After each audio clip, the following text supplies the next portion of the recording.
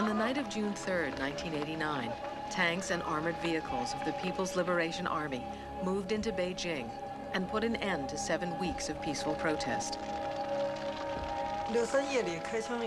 After the shooting on the night of June 3rd, when I found out that so many people had died, I felt neither anger nor sorrow, nothing. I was completely numb. There was a huge emptiness. I just couldn't believe they would open fire.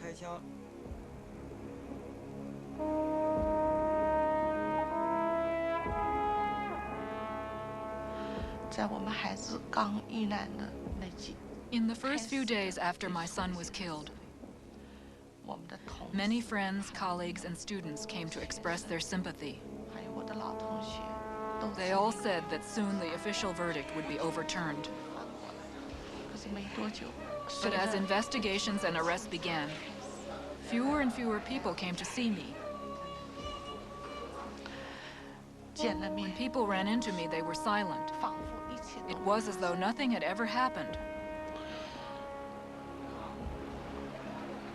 Events do not deliver their meanings to us. They are always interpreted. On the morning of June 5th, there was a moment that would come to symbolize the hope and the tragedy of those spring days.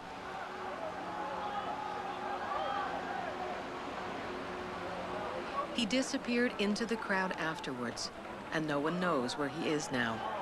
No one is even certain of his name. But for the millions who saw this scene all over the world, its meaning was clear. Here was human hope and courage, challenging the remorseless machinery of state power. The Chinese government interpreted the scene just as simply, but differently.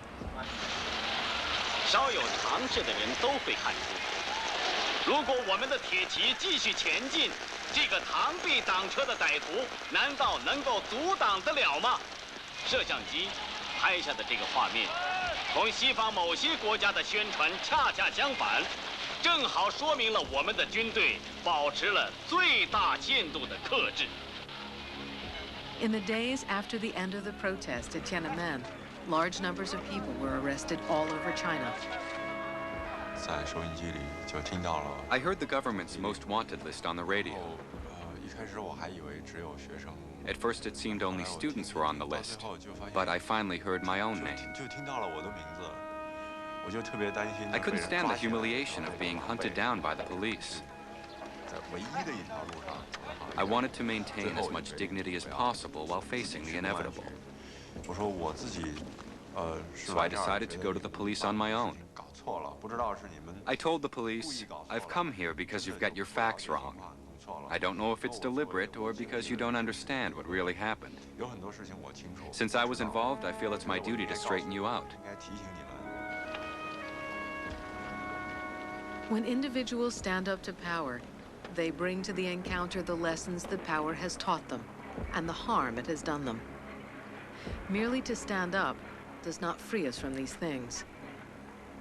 Behind every gesture of hope and courage lies a life, a society, a history.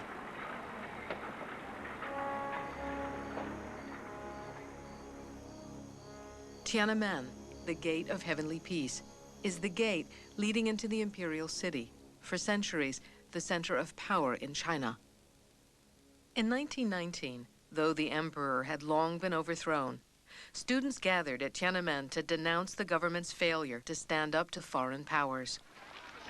Their protest spread quickly through the country and came to be known as the May 4th movement. Years of student demonstrations followed. Despite violent government repression, arrests, and killings, generation after generation, the students came out to protest, inspiring other Chinese to follow them. China was in danger, and corrupt officials didn't care. Young intellectuals felt they must place their lives on the line to awaken the people. They aimed to save the nation through democracy and modern science, and the discarding of oppressive traditions.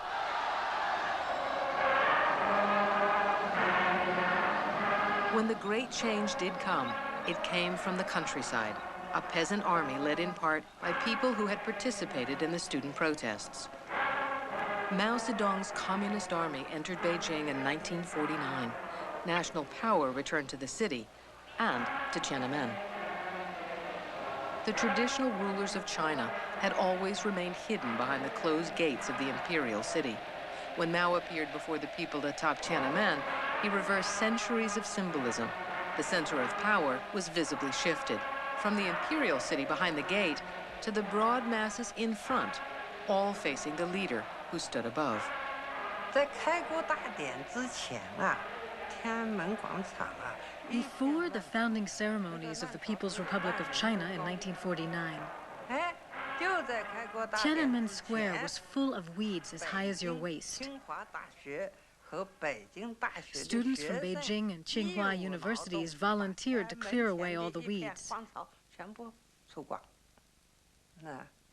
Yes, it was students then too. At that time, young people were very enthusiastic about the People's Liberation Army and about the revolution.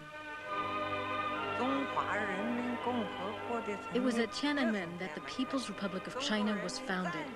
It was at Tiananmen that Mao announced, "The Chinese people have stood up."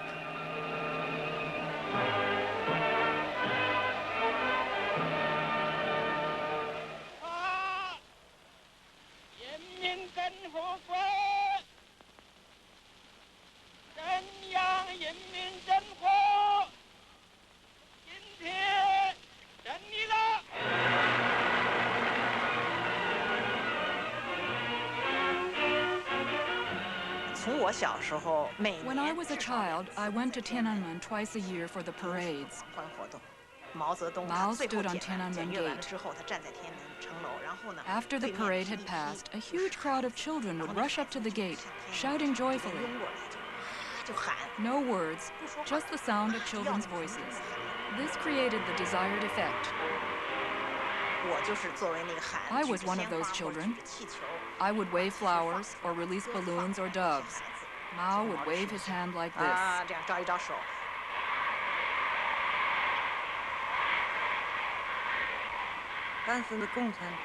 At that time, many communist leaders moved into quarters within the old imperial city.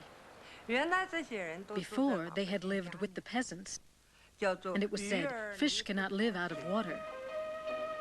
But after the revolution, if a peasant went into the city to look up a leader he had known in the past, he wouldn't be able to find him. The water could no longer find the fish. The fish were inside the palace. And Mao himself became, in effect, the emperor, hailed as a man who would live forever. Of course, I was unable to see it like this in the 1950s. In the 1950s, the government ordered the building of a great square in front of Tiananmen to accommodate the masses. Several of China's later leaders first came to prominence as dedicated model workers in the building of the square. The gigantic square would become the largest public space in the world and the center of Chinese political life. On one side of it was built a great hall of the people. On the other, a museum of history and the revolution.